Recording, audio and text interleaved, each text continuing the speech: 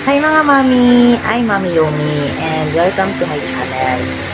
This is my very first video and honestly kinakabahan ako pero sobrang excited. I'm a mom of 2 kids. One of them has autism, yung kuya niya, and I'm a wife and a small business owner. And ngayon, I'm also starting my journey as a content creator. Nakapag-start na ako kay Facebook 2 months ago, pero ngayon gusto kong subukan sa YouTube naman. For almost 9 years na nag-work ako sa isang company na hindi na natin papangalanan.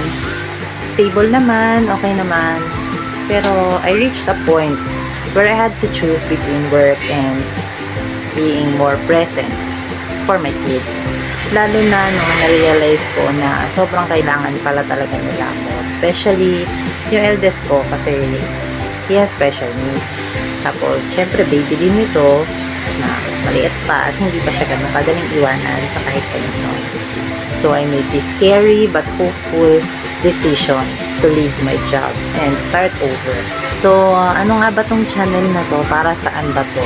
So, this channel will be about real mom life.